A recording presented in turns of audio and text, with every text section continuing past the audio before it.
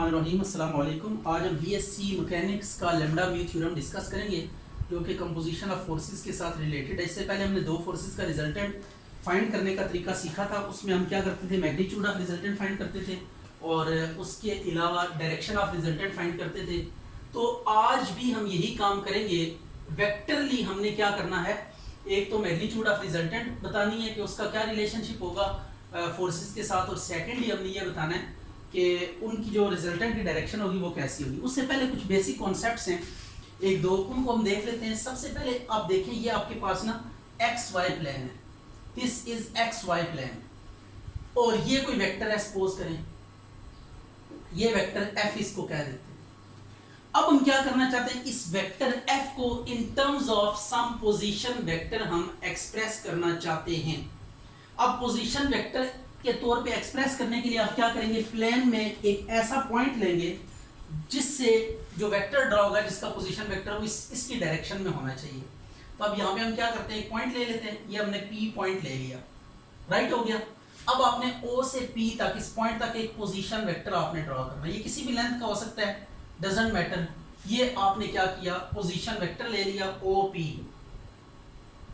ये position vector है। अब हम करना ये चाहते हैं कि इस फोर्स F को in terms of this position vector हम क्या करना चाहते हैं, एक्सप्रेस करना चाहते हैं। तो आप क्या कर सकते हैं, बड़ा सिंपल सा फार्मूला है। आप जस्ट ये करना है कि F वेक्टर के लिए आप F की मैग्नीट्यूड को मल्टीप्लाई कर देंगे पोजीशन वेक्टर के यूनिट वेक्टर के साथ, राइट हो गया। तो जो पोजीशन वेक्टर का यूनिट वेक्टर होगा उसके साथ जब फोर्स की, ये जो गिवन वेक्टर है इसकी मैग्नीट्यूड को इसके यूनिट वेक्टर से जब आप मल्टीप्लाई करेंगे तो इट्स मीन आपने इस वेक्टर को in terms of this position vector क्या कर दिया, एक्सप्रेस कर दिया है। अब F मैग्नीट्यूड को सिंपली F से भी लिख सकते हैं, और इसका यूनिट वेक्टर का formula vector over its magnitude आ जाएगा। तो अब F over OP into OP vector. तो अब ये OP, F ओवर OP, ये भी मैग्नीट्यूड है, ये भी मैग्नीट्यूड, इन दोनों को रिप्लेस कर देते हैं किसी और क्वांटिटी के साथ, से हम इसको अल्फा का नाम दे देते हैं, अल्फा टाइम्स OP। तो अब देखिएगा दो वेक्टर्स पैरेलल हैं तो उनके दरमियान ये रिलेशनशिप होता है कि some scalar multiply the one vector will give you the other vector. कि जब आप किसी स्केलर को, अल्फा यहाँ पे कोई स्केलर है, ठीक है, अल्फा क्या है, कोई स्केलर है।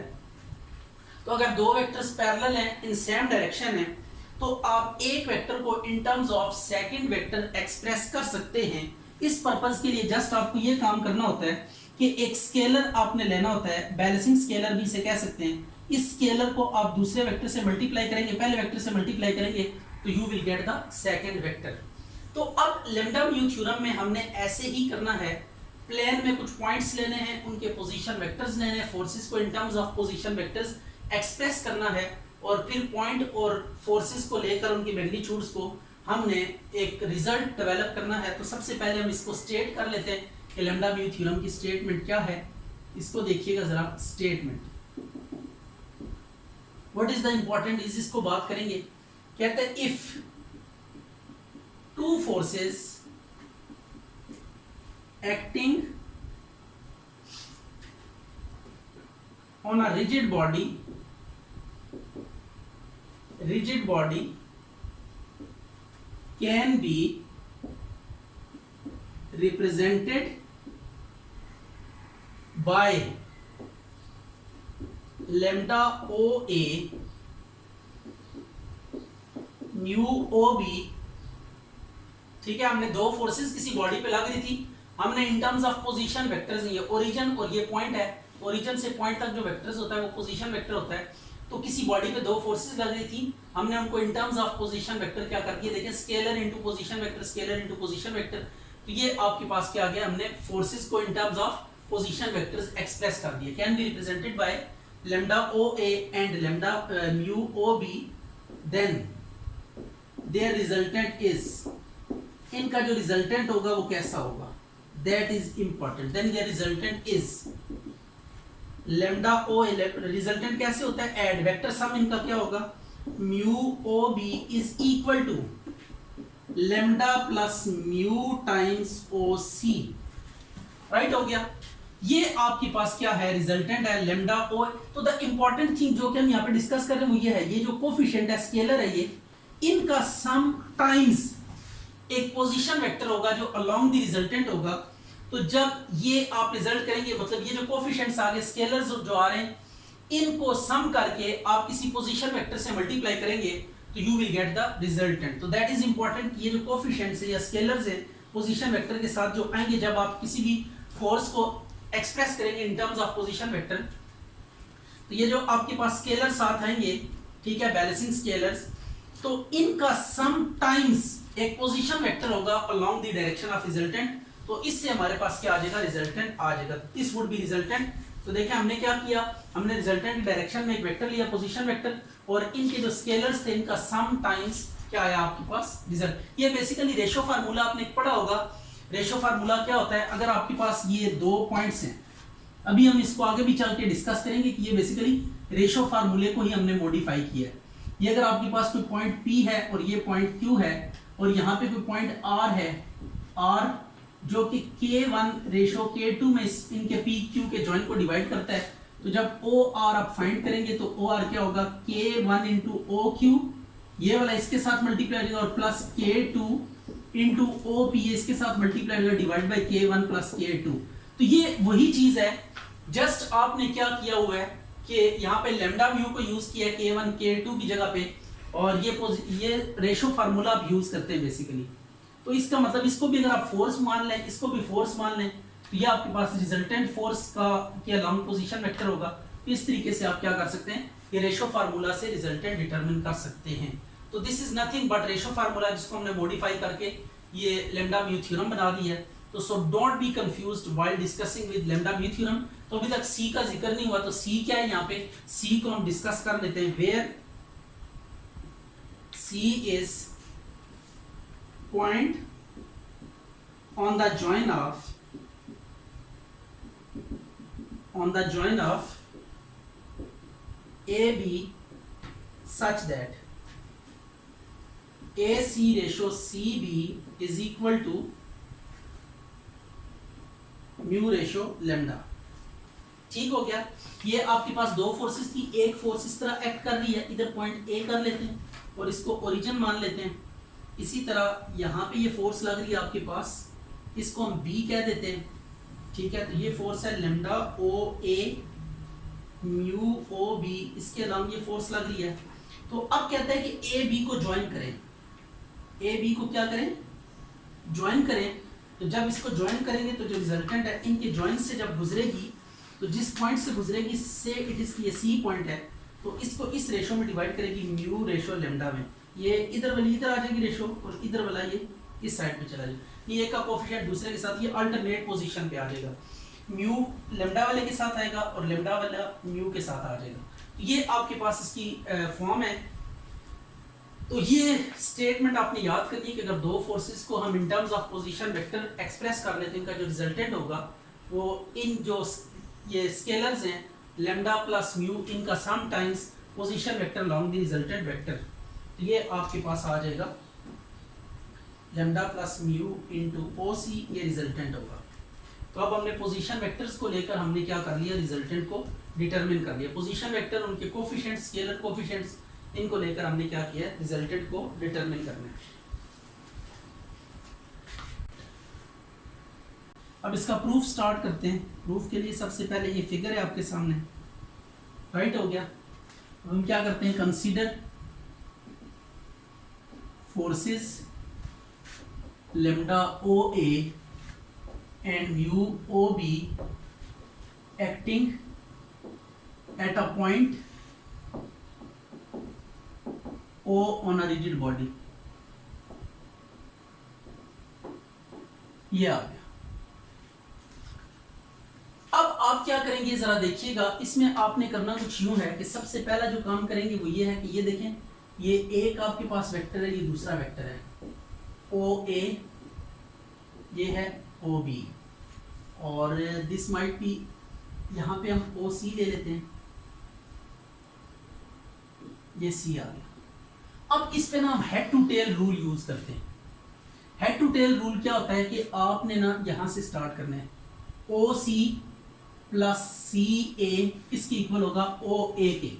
हेड टू टेल रूल ये होता है कि अगर दो वेक्टर्स को आप ऐड करने जा रहे हैं, तो पहले वेक्टर को आप एज इट इज ड्रॉ करें, दूसरे वेक्टर की टेल को पहले के हेड पे लगा दें ये, और हेड पे लगाने के बाद आप फर्स्ट वेक्टर की टेल को लास्ट के हेड से ज्वाइन करें।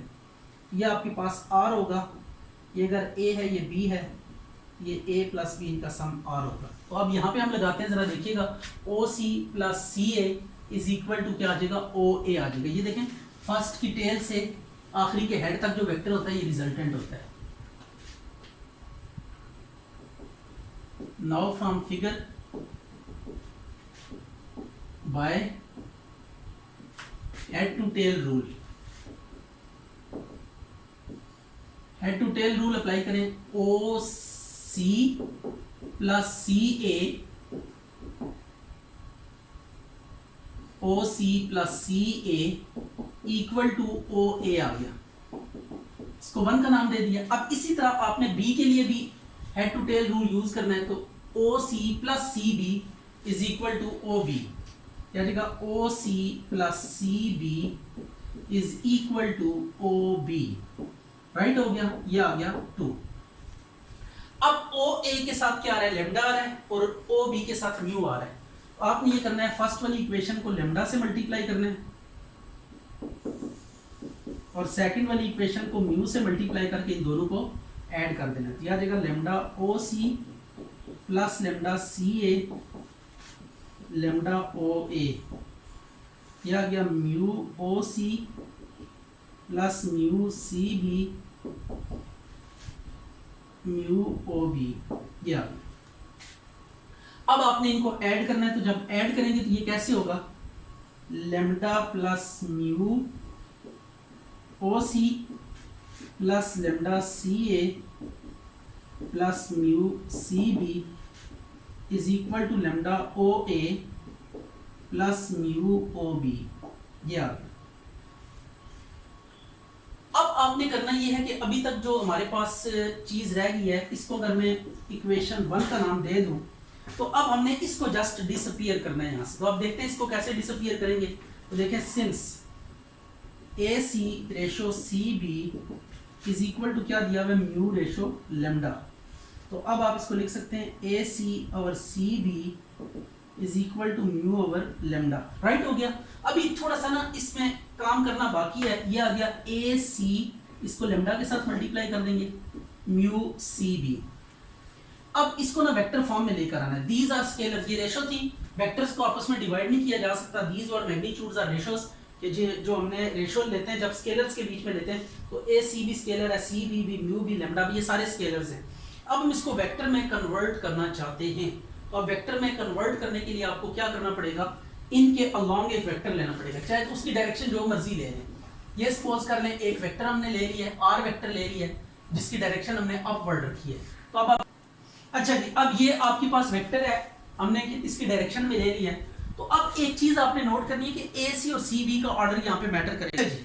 अब आपने ये करना है कि देखें ए सी और सी बी को वेक्टर ले बनाना है, ए सी सी बी, डायरेक्शन ये सेम रखनी है, ए से सी, ए से इसके पैरेलल, तो ए से सी करेंगे तो ये एरो हेड ऊपर की तरफ चला जाएगा, सी बी करेंगे तो वो ऑलरेडी जो है ना यूं कह लें उसी डायरेक्शन में।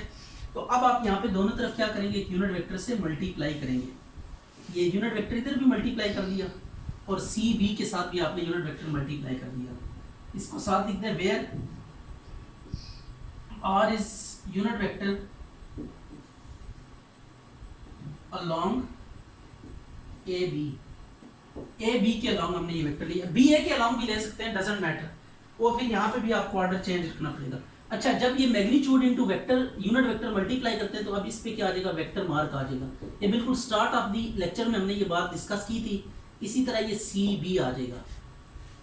अब आप एक काम करें, इसको ना एक किसी को दूसरी तरफ, हमने बेसिकली इसकी वैल्यू फाइंड करनी है, इसकी वैल्यू फाइंड करनी है। तो अब इसकी वैल्यू फाइंड करने के लिए देखें, ये क्या है, सी ए है। तो जब ए सी को सी ए हम बनाएंगे तो बाहर एक माइनस मल्टीप्लाई होगा, ये सी ए आ गया, म्यू सी बी। अब इसको दूसरी साइड पे ले जाएं, और दूसरी साइड पे ले जाने के बाद आपके पास ये क्या आ जाएगा, रिजल्ट ये आ जाएगा 0, बल्कि इस तरह लिख लेते हैं, lambda C A plus mu C B is equal to 0। इसको आप 1 में पुट कर दें, तो you will get the required result. ये आ गया lambda plus mu into O C, ये 0 is equal to lambda O A plus mu O B. तो हम इसको सीधा करके लिख लेते हैं, lambda O A plus mu O B is equal to lambda plus mu into O सी। तो दिस इज रिक्वायर्ड। अच्छा, अब लेमडा म्यू थ्योरम की एक एप्लीकेशन है, एक एग्जांपल है। कहता है forces P Q act at a point O and their resultant is R। ये आपके पास दो फोर्सेस हैं, एक फोर्स P है और कोई दूसरी फोर्स है वो के Q है। और ये जो दोनों फोर्सेस हैं ये किसी पॉइंट O पे एक्ट कर रही हैं और इनका रिजल्टेंट R है। तो डेफिनेटली ये P Q फोर्सेस हैं। अगर हम यहाँ पे law of parallelogram of forces apply करें तो इनका रिजल्टेंट इनके सेंटर में कहीं ना कहीं लाई करेगा, ऐसा ही है। तो ये हमने सीखा था वेरी स्टार्ट में कि जब भी दो फोर्सेस लग रही हो तो उनका रिजल्टेंट जो होता है वो उनसे बनने वाली जो पैरेललोग्राम होती है उसके डायगोनल के अलॉन्ग होता है। तो ये इनका रिजल्टेंट होगा व्हाट, R। ये आ गया। तो ये आपके पास दो फोर्सेस है, इनका रिजल्टेंट है R। तो कहते हैं कि एक ट्रांसवर्सल है जो इन तीनों फोर्सेस को कट करती है at point A, B and C respectively. ये कोई ट्रांसवर्सल है, ये ट्रांसवर्सल हमने ड्रॉ कर दी। अब ये ट्रांसवर्सल क्या कर रही है, इन फोर्सेस को A पॉइंट पे, B पॉइंट पे और C पॉइंट पे क्या कर रही है, कट कर रही है। अगर ऐसा है तो अब आपने करना क्या है, प्रूव करना है कि ये रेशो जो है P over O A plus Q over O B, यानी फोर्सेस वर्सेस जो पॉइंट के पोजीशन वेक्टर उनकी मैग्नीट्यूड, यानी ये फोर्स की मैग्नीट्यूड है, ये पॉइंट जो पोजीशन वेक्टर है उसके अलांग उसकी मैग्नीट्यूड है।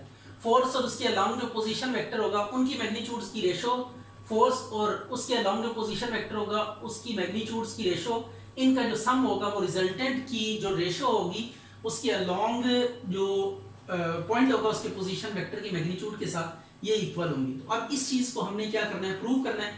तो सबसे पहले हम ये करेंगे कि फोर्सेस को in terms of position vector express करेंगे। तो अब हम यहां पे लिखेंगे since P is acting along OA, right हो गया। तो अगर ये दोनों फोर्सेस एक दूसरे के देखें OA और P along each other है, अगर ये दोनों along each other है तो what does it mean, हम इसको ऐसे लिख सकते हैं P यूनिट वेक्टर और OA यूनिट वेक्टर को हम क्या कर सकते हैं, कंपेयर कर सकते हैं। जब वेक्टर्स along each other हो तो उनके यूनिट वेक्टर्स क्या होते हैं, इक्वल होते हैं। ये आ जाएगा वेक्टर ओवर इट्स मैग्नीट्यूड और ये भी आ जाएगा वेक्टर ओवर इट्स मैग्नीट्यूड। तो ये अब आपके पास P वेक्टर जो आ जाएगा वो कितना आ जाएगा, P is equal to P by OA into OA। तो ये आपके पास P वेक्टर आ गया। अब इसी तरह बाकी भी हमने डिटरमिन कर लेने हैं।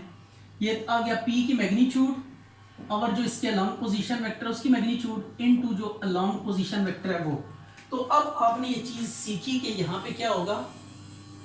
अच्छा, इसी तरह आप लिख सकते हैं Q वाली फोर्स को Q is equal to Q over OB, उसके अलावा जो पोजीशन वेक्टर है वो आ जाएगा। तो आपने जस्ट ये करना है कि जो मैग्नीट्यूड है उस फोर्स की उसको जो उसके अलावा पोजीशन वेक्टर है उससे और उसकी मैग्नीट्यूड से मल्टीप्लाई डिवाइड करना है।